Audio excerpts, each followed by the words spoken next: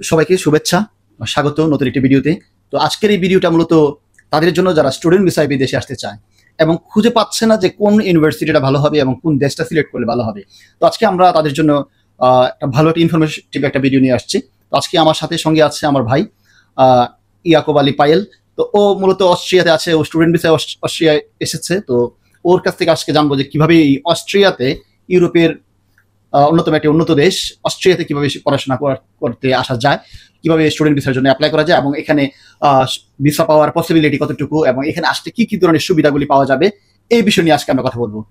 তো পায়েল, তুমি মূলত অস্ট্রিয়াতে পড়াশোনা করছো, তাই তো? জি, আমি অস্ট্রিয়ার টেকনিক্যাল ইউনিভার্সিটি অফ ভিয়েনাতে কম্পিউটার সায়েন্সে পড়াশোনা করতেছি। আচ্ছা, তো এই প্রসেসিংটা কিভাবে হয়েছে, যে মূলত তুমি কেন সিদ্ধান্ত নিয়েছো যে অস্ট্রিয়াই তোমার মূলত প্রথম পছন্দ, কেন নিয়েছো এবং এই প্রসেসিংটা তুমি কিভাবে করেছো? ফার্স্ট অফ অল, অস্ট্রিয়া হচ্ছে পৃথিবীর সবচেয়ে শান্তিপ্রিয় দেশগুলোর মধ্যে অন্যতম। আর প্রথমত আমাদের বাংলাদেশের জন্য সবচেয়ে বড় ফ্যাসিলিটিস হচ্ছে এখানে টিউশন ফি লাগে না। আর আমাদের জন্য যারা মিডল ক্লাস ফ্যামিলি অথবা আমাদের বাংলাদেশে তো তেমন রিচ ফ্যামিলি খুব কম মানুষই আসে যে ইউরোপে পড়াশোনা করার জন্য। তো আমরা যারা আসে চেষ্টা করি কম বাজেটের মধ্যে খুব ভালো একটা ইউনিভার্সিটি কীভাবে চান্স পাবো বা কীভাবে একটা ভালো দেশে যাবো, এই দিক চিন্তা করে অস্ট্রিয়া হচ্ছে আমার মতো বেস্ট। মানে যে বিষয়টা আমরা বুঝলাম যে আসলে কম টাকা পয়সা, যাদের কম বাজেট আছে তাদের জন্য অস্ট্রিয়াটা একটা ভালো পছন্দ হতে পারে, বেস্ট চয়েস হতে পারে ইউরোপের মধ্যে, যাদের ইউরোপের স্বপ্ন দেখে যে ইউরোপে আসবে। আর আসলে আসলে কোন কোন ইউনিভার্সিটিগুলিতে আসলে অ্যাপ্লাই করতে পারে এবং অ্যাপ্লাই এর প্রসেসিংটা কি হতে পারে? ফার্স্ট অফ অল, ব্যাচেলর জন্য এক সিস্টেম, মাস্টার্সের জন্য একরকম, আর পিএইচডির জন্য একরকম। আমি ফার্স্টে ব্যাচেলরের জন্য ধরতেছি। ব্যাচেলর হচ্ছে মিনিমাম আপনার 13 ইয়ার বাংলাদেশে পড়াশোনা করা লাগবে। দেন আপনি B1, মিনিমাম B1 পর্যন্ত জার্মান ল্যাঙ্গুয়েজ B1 কমপ্লিট করতে হবে। দেন আপনি অ্যাপ্লাই করার যোগ্যতা অর্জন করতে হবে। অস্ট্রিয়া থেকে জার্মান ল্যাঙ্গুয়েজটা চলে? হ্যাঁ, অস্ট্রিয়ার mother tongue German language, Deutsch যেটা আমরা। আচ্ছা, ডয়েচ। তো 13 ইয়ার পড়াশোনা করা লাগবে, তারপরে আপনি অ্যাপ্লাই করতে পারবেন ব্যাচেলরের জন্য। আর মাস্টার্সের জন্য অনেকে ইংলিশ প্রোগ্রামে আসে, ডয়েচ প্রোগ্রামে আসে। যারা ডয়েচ প্রোগ্রামে আসে তাদের B1 ম্যান্ডেটরি, এবং যারা ইংলিশ প্রোগ্রামে আসে তাদের জন্য ইউনিভার্সিটি ওয়াইজ ভেরি করে যে IELTS অথবা GRE কী রকম পয়েন্ট প্রয়োজন হবে বা কী ধরনের যোগ্যতা আলাদা আলাদা লাগবে।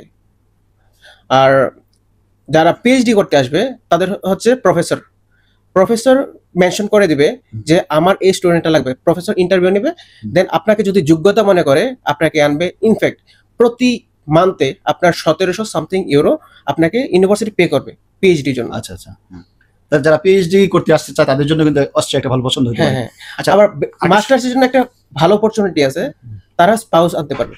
স্পাউস এলাও, মানে যদি আপনি ছেলে হয়ে থাকেন তার ওয়াইফ আনতে পারবে, যদি মেয়ে হয়ে থাকেন তার হাজবেন্ড সাথে নিয়ে আসতে পারবে, বেবি সহ আনতে পারবে, বাচ্চা কাচ্চা, মানে 14 গোষ্ঠী নিয়ে চলে আসবেন একবারে যদি এখানে পড়াশোনা করতে চান। আর দ্বিতীয়ত এই যে কোর্সগুলির কথা বললা তুমি, এই কোর্সগুলি আসলে বাংলাদেশে কোথায় করবে? ডয়েচ প্রোগ্রাম তো বাংলাদেশে তো তেমন কোর্স নাই। আমি তো সত্যি কথা বলতে ডয়েচ প্রোগ্রামের জন্য দেশে কিছুই করি নাই। আমি জানি না ডয়েচ বাংলাদেশে আছে কিনা প্রোগ্রাম। যতদূর জানি জাপানিজ ল্যাঙ্গুয়েজ আছে এবং কোরিয়ান ল্যাঙ্গুয়েজ আছে, ডয়েচ আমি শুনি নাই। আমার জাপানি, কিন্তু অনলাইন অনেক রিসোর্স আছে, জার্মানি ভাষা শেখারও অনেক অনলাইন অনেক রিসোর্স আছে, অনলাইনও শেখা যায়। তাছাড়া ওখানে বাংলাদেশে কোর্স আছে, বিভিন্ন গুরুকুল একটা প্রতিষ্ঠান আছে, ওরা কিন্তু এই সার্ভিসটা দিয়ে থাকে। যেটা যতটুকু আমি জানি আর কি, ওরা স্প্যানিশ ল্যাঙ্গুয়েজ কিংবা এই জার্মান ল্যাঙ্গুয়েজ এগুলি নিয়ে কথা বলে, ডয়েচ নিয়ে মানে ওরা শেখায় আর কি প্রফেশনালি। আচ্ছা, গেল এটা। হ্যাঁ, তারপরে হলো যে ওরা যে প্রসেসটা করবে বাংলাদেশের, এটা কিভাবে করবে, কোত্থেকে করবে? ওরা কি নিজেরাই করতে পারবে নাকি কোনো প্রতিষ্ঠানের মাধ্যমে করবে, কোনো এজেন্টের মাধ্যমে করবে? প্রথমত হচ্ছে অস্ট্রিয়ার প্রসেসিং খুবই ইজি এবং আপনি সেলফ প্রসেসিং করলে সবচেয়ে ভালো। এর চেয়ে ভালো কোনো প্রসেসই হতে পারে না সেলফ প্রসেসের উপরে। ফার্স্ট অফ অল, আপনার রোলস যারা ব্যাচেলর প্রোগ্রাম করবে তাদের জন্য ম্যান্ডেটরি আমি অলরেডি মেনশন করছি 13 ইয়ার পড়াশোনা করা লাগবে। তার যে 13 ইয়ার HEC এক্সামের যে মার্কশিট প্লাস ব্যাচেলরের 1 ইয়ার মার্কশিট, এই দুইটা লিগালাইজড করতে হবে উইথ HEC সার্টিফিকেট। অ্যান্ড যারা মাস্টার্স বা পিএইচডি করতে আসবে তাদের জন্য ম্যান্ডেটরি হচ্ছে ব্যাচেলর কোর্স, ব্যাচেলর যারা পড়ছে ব্যাচেলরের সার্টিফিকেট, ট্রান্সক্রিপ্ট দুইটা লিগালাইজেশন করা লাগবে। লিগালাইজেশন প্রসেস আবার একটু লেন্দি প্রসেস বর্তমানে। ফার্স্ট অফ অল, আপনার certificate and transcript Austrian council আছে, অস্ট্রিয়ান কাউন্সিলিংয়ে জমা দিতে হবে। দেন আপনি ওয়েট করা লাগবে BFS কল পর্যন্ত। তো আপনি প্রত্যেকটা পেপারের জন্য 80 ইউরো করে আপনাকে দিতে হবে, জমা দিতে হবে এখানে। তারপর BFS কলের জন্য ওয়েট করা লাগবে। তখন বিএফএস যখন আপনাকে কল দিবে, বিএফএস এর আলাদা একটা ফি আছে, আচ্ছা। আই থিঙ্ক সামথিং 34,000 সামথিং লাগবে হয়তো বা এটা ইউরোর উপর ডিপেন্ড করে, ও নট ফিক্সড। আর অনেক সময় আছে যে আপনার পেপার হয়েছে 2টা, অনেকের হয়তো পেপার 4টা, অনেক ইউনিভার্সিটি আছে যে তাদের ট্রান্সক্রিপ্টটা হয় 4 পেজের, তো তাদের জন্য আবার কস্ট বেশি পড়ে যায়। তো এটা পেজ অনুসারে আপনার টাকাটা লাগতেছে, এটা সমস্যা নাই, এই কিছু টাকা হ্যাঁ কম বেশি এদিকে লাগতেছে, সমস্যা নাই। তারপর বিএফএস এ আপনি যখন ওরা কল দিবে যে আপনি এত টাকা জমা দেন, জমা দেওয়ার পরে তখন তার কিছু সময় পরে আপনাকে কল দিবে, কল দিয়ে ওরা ইনফর্ম করবে যে আপনি পড়াশোনা করার জন্য এবিলিটি কি না। তার জন্য বিএফএস থেকে একজন অথবা দুজন, ম্যাক্সিমাম টাইম 90% টাইম একজন লোকই যায়। হয় প্রথমে আপনার ইউনিভার্সিটি যাবে, আপনার সার্টিফিকেট গুলা অরিজিনাল কি না এটা প্রথম ইউনিভার্সিটিতে যাচাই করবে, দেন আপনার বাসায় যাবে, বাসায় গিয়ে আপনাকে সামথিং কিছু কোশ্চেন করবে বা আপনার ফ্যামিলিকে দেখবে, দেখার পর আপনার এবিলিটি আছে কিনা দেখবে, দেখার পর আপনার ওরা ইনফর্ম এখানে বিএফএস এ এসে আপনার ইনফর্ম করবে যে আপনার যোগ্যতা আছে না, কখনো হয় না যোগ্যতা আছে তো বলে দেয়, তখন আপনার সার্টিফিকেট লিগালাইজড হয়ে চলে আসে। আসার পরে আপনার বিএফএস থেকে আপনাকে অস্ট্রেলিয়ান কনসুলেট অফিস থেকে আপনাকে কল দিবে যে আপনার সার্টিফিকেট লিগালাইজ করা হয়ে গেছে, অথবা মেইলও করবে সাথে, লিগালাইজ করে আপনি কালেক্ট করে নেন। তো কালেক্ট করা লাগবে, লিগালাইজেশন কমপ্লিট করার পরে আপনি তখন ইউনিভার্সিটি চুজ করবেন। ইউনিভার্সিটি বিভিন্ন ওয়েবসাইট আছে, ফর এক্সাম্পল অনেক ইউনিভার্সিটি অনলাইন অ্যাপ্লিকেশন নেয় না, offline. For example technical university Vienna, বর্তমানে ওরা সব অফলাইন অ্যাপ্লিকেশন নিতেছে, তাদের কোনো অনলাইন অ্যাপ্লিকেশন নাই। আর আদারওয়াইজ সব ইউনিভার্সিটি অনলাইন অ্যাপ্লিকেশন নিতেছে, কিন্তু কিছু কিছু ইউনিভার্সিটি আছে যে আপনি অনলাইন অ্যাপ্লিকেশন করছেন, ঠিক আছে না, বাট তাদের মাঝে মাঝে শক বলতে কনফিউশন সৃষ্টি হয়। তখন ওরা বলে যে আপনার ডকুমেন্টগুলো সেন্ড করেন, ইউনিভার্সিটি সেন্ড করেন।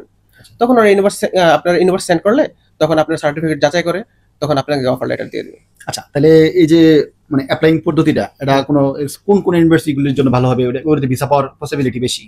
ভিসা আপনি যে কোনো ইউনিভার্সিটি হোক, অস্ট্রিয়াতে total 37 university, public university, private university total. তো 37 ইউনিভার্সিটির মধ্যে আপনি যে কোনো একটা অফার লেটার যদি পান, আর যদি আপনার যদি সব ডকুমেন্ট কারেক্ট থাকে, আপনি 100% ভিসা পাবেন। মেইনলি টাফ এখানেই হয় যে অ্যাপ্লিকেশন, আপনার যে অ্যাপ্রুভাল আসা, ইউনিভার্সিটি অ্যাপ্রুভাল আসলে আপনি এম্বাসিতে সবকিছু রাইট জমা দিলে আপনি ডেফিনেটলি আপনাকে 100% ভিসা দেবে। এবং কোনো ডকুমেন্ট যদি আপনার মিসিং থাকে, এম্বাসি থেকে মেল করবে যে আপনার এই ডকুমেন্টটা মিসিং আছে, আপনি এই ডকুমেন্টটা সাবমিট করেন। তখন আপনি যখন সাবমিট করে দিবেন তখন আপনাকে অফার লেটার দিয়ে দেবে। মূল কথা হচ্ছে যে অস্ট্রেলিয়াতে যদি অ্যাপ্লাই করে কেউ, সে কিন্তু নিজে নিজে প্রসেসটা করতে পারতেছে, এজেন্টের কোনো একেবারেই প্রয়োজন নাই। আর দ্বিতীয় যে বিষয়টা জানতে চাচ্ছি, এটা হচ্ছে যে এখানে আইএলটিএস এর কোনো আইএলটিএস ছাড়া কোনো সুযোগ আছে কিনা? বর্তমানে আইএলটিএস ছাড়া কোনো সুযোগ নাই। তাহলে আইএলটিএস স্কোরটা কত লাগতে পারে? এটা সাবজেক্ট ওয়াইজ মাঝে মাঝে ভেরি করে, অনেক সময় ইউনিভার্সিটি ভেরি করে। মিনিমাম 6। আচ্ছা।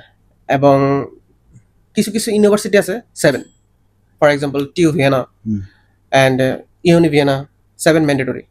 মানে ভালো ইউনিভার্সিটিগুলো পড়তে চাইলে। তারপরে আবার বর্তমানে আরেকটা জিনিস অ্যাড করে নেই, বাংলাদেশ ইউনিভার্সিটির জন্য অনেক ফলস ডকুমেন্ট আসছিল বর্তমানে অস্ট্রিয়াতে, তাই অনেক স্ট্রিক্ট করে দিয়েছে। কিছু কিছু এ প্লাস ক্যাটাগরি ইউনিভার্সিটি, বাংলাদেশের 13টা ইউনিভার্সিটি আছে এ প্লাস ক্যাটাগরি ইউনিভার্সিটি, তারাই একমাত্র অ্যাপ্লাই করতে পারবে, অন্য কোনো ইউনিভার্সিটি থেকে কেউ অ্যাপ্লাই করতে পারবে না অস্ট্রিয়াতে। আচ্ছা, তাহলে কোন কোনগুলো ইউনিভার্সিটিগুলি, মানে for example BUET, Dhaka university, Ahsanullah, BRAC university আছে, তারপর আছে চট্টগ্রাম ইউনিভার্সিটি। এইগুলো প্রাইভেট ইউনিভার্সিটিগুলির পাশাপাশি যেসব যে পাবলিক ইউনিভার্সিটিগুলো আছে, তার পাশাপাশি প্রাইভেটের মধ্যে যেগুলো তো আপগ্রেডেড ইউনিভার্সিটিগুলো আছে, ওইখানে স্টুডেন্টগুলো যদি অ্যাপ্লাই করলে ওখানে আসলে ওই মানে একটা অ্যাপ্লাই করা যাবে, হ্যাঁ বিশেষ করে ট্রাস্ট করতে পারবে, ট্রাস্টের বিষয়টা আর কি এখানে আছে। তো এটা হলো আইএলটিএস স্কোরের বিষয়টা। আইএলটিএস স্কোরটা আগে তো আইএলটিএসটা করে নিতে হবে, যারা বিদেশে পড়াশোনার ইচ্ছা আছে। তো 5 পেও কিন্তু অনেক জায়গায় অ্যাপ্লাই করা যায়, এটা অস্ট্রিয়ার বাইরে। অস্ট্রিয়ার বাইরে তো আর অনেক জায়গায় করা যায়, যেটা যেখানে 5 পে, যেমন সাইপ্রাসে করা যায়, হাঙ্গেরিতে করা যায়, হাঙ্গেরিতে অনেক দেশে করা যায়। এগুলো নিয়ে আমরা আলাদা চেক রিপাবলিকে করা যায়, কিন্তু এখানে অস্ট্রিয়াতে ভালো জীবন যাপন করতে চাইলে তাহলে কিন্তু ভালো স্কোরটা করে আসতে হবে। আর যে 5 পায় সে কিন্তু এটা এফোর্ড দিলে কিন্তু 6 পাওয়া কোনো কঠিন কাজ না। আইএলটিএসটা কিন্তু খুব বেশি কঠিন না, হ্যাঁ, একটু চর্চাটা দরকার। অনেকে ভালো ইংলিশ জানে, মনে করে যে ইংলিশ জানি মানে আমি আইএলটিএস ভালো স্কোর করবো, কিন্তু বিষয়টা এমন না। এটা হলো আইএলটিএসটা হলো আসলে চর্চার বিষয়, যে বেশি বেশি চর্চা করবে, মক টেস্ট দেবে, সে কিন্তু আইএলটিএস ভালো রেজাল্ট করার সুযোগ আছে। হ্যাঁ, তো আইএলটিএস কিভাবে ভালো রেজাল্ট করবে এগুলো নিয়ে আমরা আলাদা কোনো ভিডিওতে কথা বলবো। এখন আমি ব্যাচেলরের পক্ষে কিছু বলি। ব্যাচেলরের পক্ষে আপনার ইংলিশ কোনো ম্যান্ডেটরি না, আপনি B1 কমপ্লিট করতে হবে। আর তাদের জন্য বিভিন্ন ইউনিভার্সিটি আছে, তখন তো তাদের জন্য কোনো university A plus category, A category কোনো মেনশন করবে না। যে কেউ অ্যাপ্লাই করতে পারে, তার বি1 কমপ্লিট, বি1 মিন বি1, B1 বি1 কমপ্লিট থাকা লাগবে। বি1 কমপ্লিট থাকলে তার ইউনিভার্সিটি কোনো ভেরি করে না, তখন A plus category, A category, B category, C category কোনো মেনশন নেই। রাইট। তাহলে এই কোর্সগুলো করে নিতে হবে হ্যাঁ। যদি কেউ এখানে আসতে চায়। আসলে কোনো কাজের আগে প্রিপারেশনটা জরুরি। খুব জরুরি। কি প্রিপারেশন না নিয়ে শুধু এজেন্টের পেছনে দৌড়াদৌড়ি করলে কিন্তু আসলে ভিসা হবে না। হ্যাঁ, আর ভুয়া ফ্রড অনেক কিন্তু আছে। হ্যাঁ, বাংলাদেশে অনেক ঘোরায়। বর্তমানে অনেক এজেন্সি আছে, তারা বলে যে আপনার রেজাল্ট ভালো, আপনি অ্যাপ্লাই করলে হয়ে যাবে। শুধু মিথ্যা কথা। আপনার কাছে ফার্স্ট অফ অল আপনাকে বলবে যে ফাইল ওপেনিং চার্জ দেন, অ্যাপ্লিকেশন ফি দেন। সবচেয়ে বড় কথা, বাংলাদেশে আমরা অ্যাপ্লাই করলে বর্তমানে আমাদের কোনো অ্যাপ্লিকেশন ফি নাই অস্ট্রেলিয়াতে। আচ্ছা। কোনো ধরনের অ্যাপ্লিকেশন ফি নাই, মানে বিনা খরচে এটা করা যাচ্ছে আর কি। আর যদি আপনি যে পাবলিক ইউনিভার্সিটি, সবচেয়ে বড় প্রবলেম বর্তমান আমরা চিন্তা করি ইউনিভার্সিটি কস্ট। সবসময় আমরা চিন্তা করি, বাট আপনি যদি পাবলিক ইউনিভার্সিটি চান্স পান, আপনি পার সেমিস্টার আপনার খরচ কত জানেন? আপনি অবাক হয়ে যাবেন। 27.40 ইউরো মাত্র। 27.40 ইউরো, এই কাছাকাছি এই 27.40 ইউরো কত? অ্যাপ্রক্সিমেটলি 3500 টাকা। মানে বাংলাদেশের 3-4 হাজার টাকার হ্যাঁ মতো। হ্যাঁ, 3500 টাকার মতো।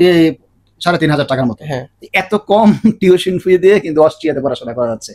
এবার যেটা আমরা জানতে চাই সেটা হলো যে এখানে পড়াশোনার পাশাপাশি নিজেকে সার্ভাইভ করার জন্য বা ফ্যামিলিকে সাপোর্ট করার জন্য ইনকামের কেমন সুযোগ আছে ওখানে? মানে আয়ের সুযোগ কি আছে? আমাদের কাজ অস্ট্রিয়াতে করার কি সুযোগ আছে? স্টুডেন্টদের জন্য 20 ঘন্টা পারমিশন আছে, পার উইক 20 ঘন্টা কাজ করতে পারবে।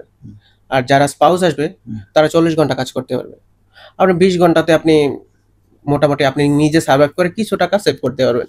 আর আরেকটা সুবিধা আছে, আপনি যে 20 ঘন্টা কাজ করবেন, আপনি কিন্তু 12 মাস কাজ করবেন, কিন্তু আপনি স্যালারি পাবেন 14 মাসের। আচ্ছা, 2 মাসের স্যালারি এক্সট্রা পাওয়া যায়, এক্সট্রা বোনাস পাওয়া যায়। সুবিধা। আরেকটা বিষয় হচ্ছে যে আমাদের দেশীয় ভাষায় একটা কথা বলে কোনার চাপত কিন্তু আছে। কোনার চাপত আছে, এক্সট্রা ইনকামের আসলে সুযোগ আছে। হ্যাঁ, অনেক আছে ব্ল্যাকে কাজ করে। ফর এক্সাম্পল আমরা যেটা বলি যে 20 ঘন্টা কাজ কি বলি, 20 ঘন্টা মেলডুং। আমরা খাঁটি বাংলা ভাষায় 20 ঘন্টা মেলডুং বলি, আমরা এখানে যারা আছে মেলডুং বলি। তো অনেকে মেলডুং ছাড়া কাজ করে। অনেকে আছে যে যেমন বর্তমানে সামার সিজন চলতেছে, সামারে কি হয় যে তখন তো ইউনিভার্সিটি গ্যাপ থাকে, ব্রেক থাকে, প্রায় 2 থেকে 2.5 মাসের মতো ব্রেক থাকে। তখন আপনি আপনার 40 ঘন্টা পারেন, 40 ঘন্টা সর্বোচ্চ 40 ঘন্টা পর্যন্ত কাজ করতে পারবেন। আচ্ছা, তখন তো আপনার মানে ইনকামটা ডাবল হয়ে যাচ্ছে। ডাবল হয়ে যাচ্ছে। তো এখানে স্পেনে আসলে আমরা যারা কাজ করি, তারা যে আয়টা করি কাগজপত্র সহ শুধু কাজ করি, আর ওখানে স্টুডেন্ট থাকা অবস্থায় আমাদের চেয়ে বেশি ইনকাম করে।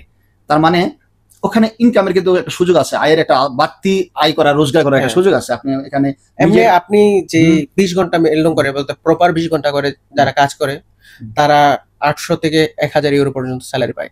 আচ্ছা আচ্ছা। আর যারা 40 ঘন্টা কাজ করে, হয়তো অনেকে 1500 থেকে 1800 পর্যন্ত পাইতে পারে। আর যদি এক্সট্রা কাজ করে সেটা ভিন্ন বিষয়। এক্সট্রা ওইটা তো ভিন্ন বিষয়, এটা তো না জানাই করে অনেকে করে। আর বর্তমানে একটা জব ক্রাইসিস তো পুরো বিশ্বে চলতেছে, এটা সবাই জানে। যারা স্পাউস আসে তারা মেইন সিটির মধ্যে কাজ খুব কম পায়, বলতে আমরা যেটা বলি এএমএস, আর ওইখানে বলে আইএমএস সিটির মধ্যে পারমিশন দিতে চায় না। মেইন কারণ হচ্ছে স্টুডেন্ট বেশি, আগে স্টুডেন্ট প্রায়োরিটি, পরে স্পাউস। স্টুডেন্ট প্রায়োরিটি সবচেয়ে বেশি। যাক, আমরা শেষের দিকে চলে আসছি। যে সুবিধাটা যে এখানে পড়াশোনা শেষে এখানে পিআর পাওয়ার কোন পসিবিলিটি, মানে পার্মানেন্ট রেসিডেন্ট পাওয়ার কি পসিবিলিটি আছে এখানে? এটা একটা লং প্রসেস। প্রথম কথা, ফার্স্ট অফ অল আপনার পয়েন্ট অনুসারে আপনার পিআর দিবে। আর আপনি স্টুডেন্ট থাকা অবস্থায় আপনার প্রতি ইয়ারে 16 ইসিটিএস করে কমপ্লিট করতে হবে, মিনিমাম 16 ইসিটিএস কমপ্লিট করতে হবে। না হলে আপনি কিন্তু অস্ট্রেলিয়া একটা নিয়ম আছে যে প্রতি বছর আপনার ভিসা এক্সটেন্ড করতে হয়। আচ্ছা, একবারে আসে না 2 বছর 3 বছর দিবে, এরকম দিবে না। প্রতি ইয়ার আপনাকে ভিসা এক্সটেন্ড করতে হবে। আর ভিসা এক্সটেন্ড করার জন্য আপনি এখানে আসবেন পড়াশোনা করার জন্য, পড়াশোনা না করে এখানে শুধু কাজ করবেন আর ঘুমাবেন, হবে না। প্রতি সেমিস্টার 16 ইসিটিএস কমপ্লিট করা লাগবে। আচ্ছা আচ্ছা, এখানে নিয়ম আছে। আর আপনি এখানে ইউনিভার্সিটি কমপ্লিট করার পরে প্রসেসে আপনার প্রথমে হয়তো অনেক ইন্টার্নশিপে যায়, অনেকে 18 মাস সময় দেয় আপনি জব খোঁজার জন্য। আপনি যে সাবজেক্ট পড়াশোনা করছেন ওই সাবজেক্ট ওয়াইজ একটা জব খোঁজার জন্য 18 মাসের ভিসা দিবে। তখন আপনি যদি একটা কাজ পান, তারপরে আপনাকে আবার একটা ভিসা দিবে, তখন দিবে 3 বছরের ভিসা। 3 বছরের ভিসা দিবে, আমরা বলি রেড ওয়ান রেড কার্ড, ঠিক আছে। তখন যখন আপনি 3 বছর এখানে জব করে ফেলবেন, তখন আপনাকে ক্রুজ কার্ড দিবে।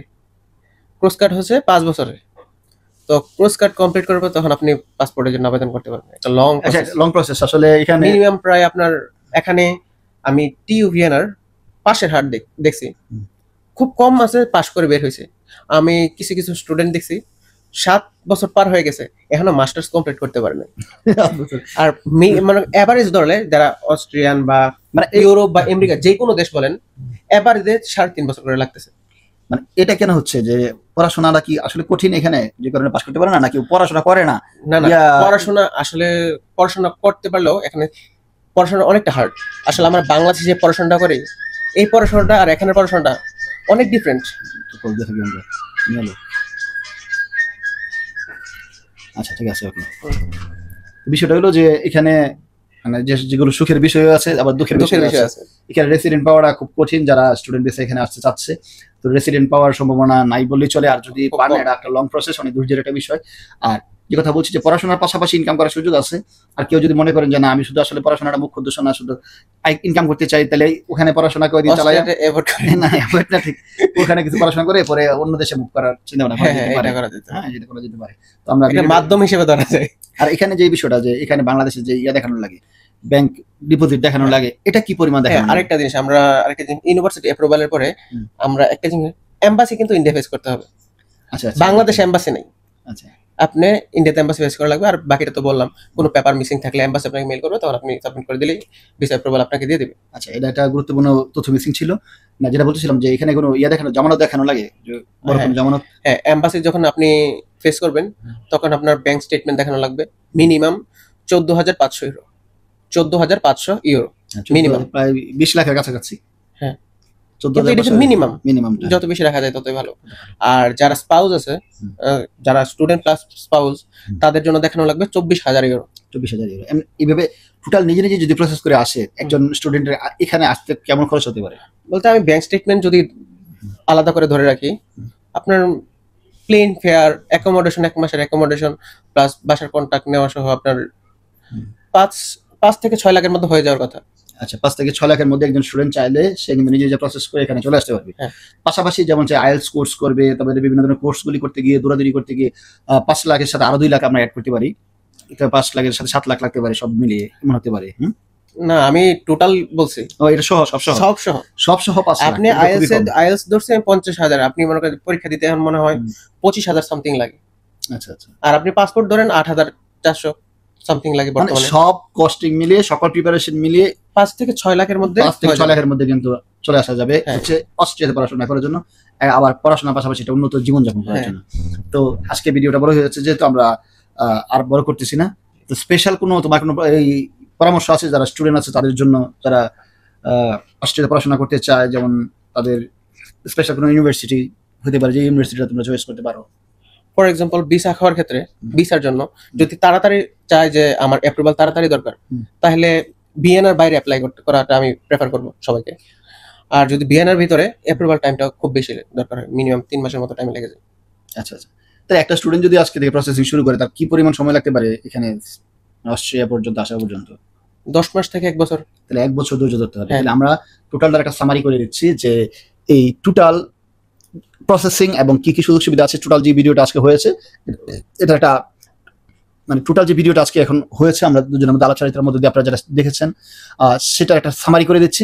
যেটা হচ্ছে যে এখানে প্রথমত আমরা যে সুবিধাটার কথা প্রথমে বলছি সেগুলি হচ্ছে যে এখানে দ্রুত প্রসেসিং এর সুযোগ আছে, ভিসা পাওয়ার সুযোগ সুবিধাটা বেশি, ভিসা পাওয়ার পসিবিলিটি বেশি আপনার যদি স্কোর ভালো থাকে, এবং খরচ কিন্তু অনেক কম খরচে, মাত্র 5 থেকে 6 লাখ টাকা খরচের মধ্যে দিয়ে কিন্তু এখানে কেউ চলে আসতে পারছে। এখানে আসার পরে তার ইনকামের সুযোগ আছে এবং একটা বেটার লাইফ লিড করার সুযোগ কিন্তু এখানে আছে। আর অসুবিধা যেগুলি বলবো সেটা হচ্ছে এখানে বাছাই করা কিছু ইউনিভার্সিটি থেকে অ্যাপ্লাই করলে এখানে ভিসা পাওয়ার সুযোগ বেশি থাকে, গড়পড়তায় কিন্তু এখানে সুযোগ নাই।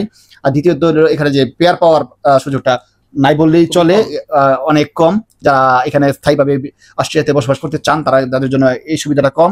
আর একটা অসুবিধা আমি ভুলে গিয়েছিলাম, সেটা হচ্ছে যে পরিবার নিয়ে আসা, অর্থাৎ পজ নিয়ে আসা, যেমন কেউ যদি পুরুষ হয় তাহলে সে স্ত্রী নিয়ে আসবে, যদি সে মহিলা হয় তার স্বামী নিয়ে আসার সুযোগ আছে, সন্তান থাকলে সেগুলো নিয়ে আসার কিন্তু সুযোগ আছে, মানে টোটাল কথা ফ্যামিলি নিয়ে আসার সুযোগ এখানে আছে।